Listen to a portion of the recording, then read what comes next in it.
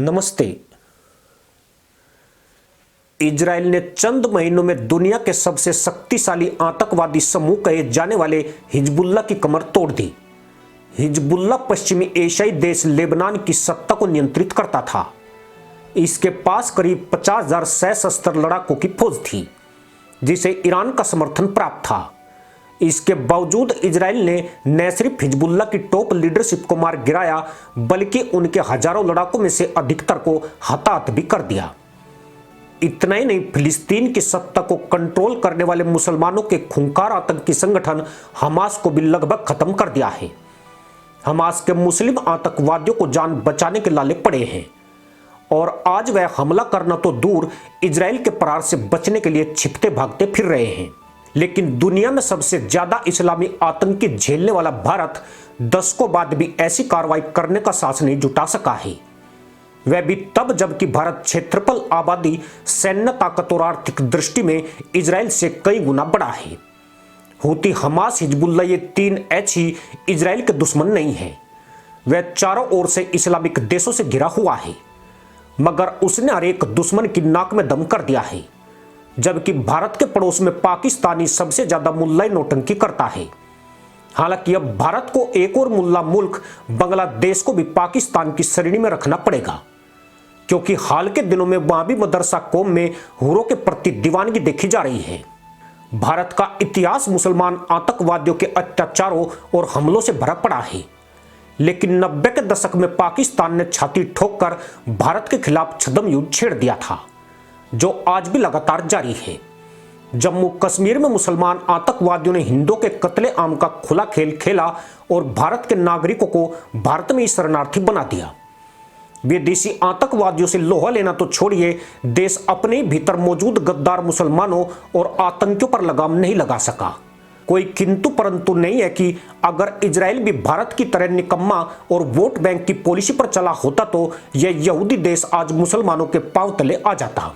मुसलमानों की असली ताकत लोकतंत्र रहा है। जिन देशों में लोकतांत्रिक व्यवस्था है, उसका दुरुपयोग करना इनसे बेहतर कोई नहीं जानता है। ऐसी व्यवस्था इनको कुकुर मुत्ते की तरह पनपने का अवसर देती है। जहां इनकी आबादी तेजी से नहीं बढ़ती, मस्जिद, मदरसे और मुसलमानों के खिलाफ आतंकी मानसिकता भी ताकतवर होकर उभरती है। अगर प्रशासन कार्रवाई करता है तो विक्टिम कार्ड खेलना शुरू हो जाता है।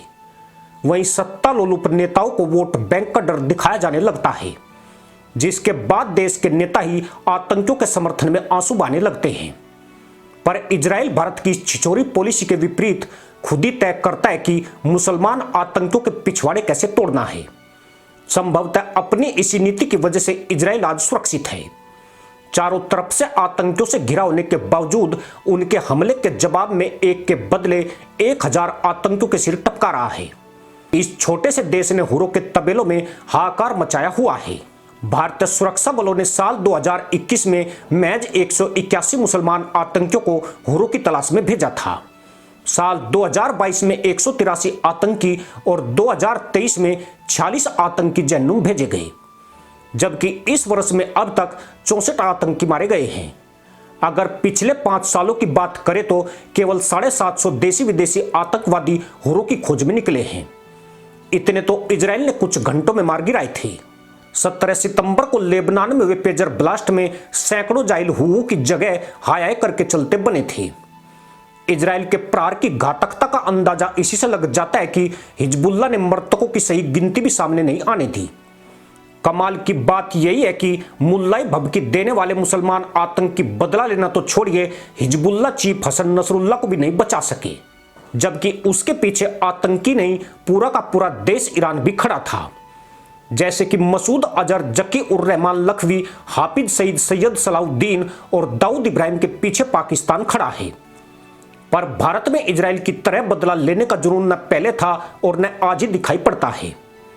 कई नेता तो इस द्वंद्व में उलझे रहते हैं कि कहीं पाकिस्तान या इसके पोषित आतंकवादियों पर कार्रवाई से देश के मुसलमान नाराज न हो जाए।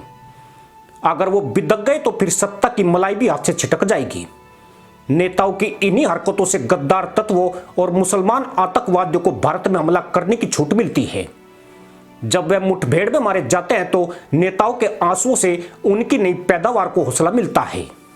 लेकिन इजराइल सिर्फ आतंकी को ही नष्ट नहीं करता है, बल्कि जिसे उसने पोषित किया उसका भी नामो निशान मिटा देता है। यही नहीं, मुसलमान आतंकियों के खानदान कैसे तबाह किए जाते हैं, इजराइल ने गाजा में असुर संहार के दौरान पूरी दुनिया को दिखाया है। यह इजराइल का डर है कि उसके पड़ोसी मुस्लिम देश तो छोड़िए, दुनिया में इस्लाम के संरक्षक बनने वाले तुर्की, सऊदी और पाकिस्तान भी चू तक नहीं कर पाए हैं। ईरान ने पिछवाड़ा मटकाने का दुस्साहस किया था, मगर आज नतीजा सामने है।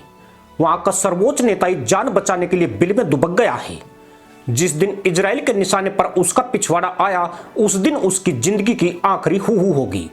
पर मुसलमान आतंकियों में भारत अपनी ताकत और मारक क्षमता का डर पैदा नहीं कर पाया है। कई बार तो सवाल उठता है कि जब यह देश चंद आतंकियों से अपने नागरिकों की सुरक्षा ही नहीं कर पा रहा है, वह किसी बड़े युद्ध से कैसे बचा पाएगा।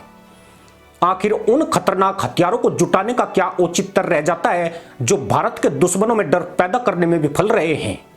पाकिस्तान में पनाह लिए आतंकियों के सफाई की बात तो दूर, भारत अपने अंदर मौजूद मुसलमान आतंकवादियों से नहीं लड़ पा रहा है। कश्मीर से कन्याकुमारी और दिल्ली तक स्लीपर सेल और इस्लामिक आतंकी हमला करने की ताक में बैठे हैं। घाटी में अभी भी हमले जारी हैं। इजराइल ने इस्लामिक आतंकियों से पीड़ित देशों को अच्छा खासा मैसेज दिया है। मैसेज यही कि इन आतंकियों के साथ इन्हें पैदा करने वालों और उन्हें पोषित करने वालों को भी बर्बाद कर दो। इसके बाद ये मुसलमान दहशतगर्द किसी भी देश पे हमला करने से पहले 100 बार सोचेंगे। इतना ही नहीं, इजराइल ने साबित कर दिया है कि अपनी लड़ाई खुद ही लड़नी पड़ती है। इसलिए खुद में जज्बा होना जरूरी है, तभी आतंक को हराया जा सकता है। पर लगता यूं है कि भारत को इजराइल से सीखने में कोई दिलचस्पी नहीं है। यहां के नेताओं को हर वर्ष कहीं ना कहीं होने वाले इलेक्शन की ज्यादा फिक्र रहती है। इसी के साथ अनुमति दोस्तों, जय हिंद, वंदे मातरम।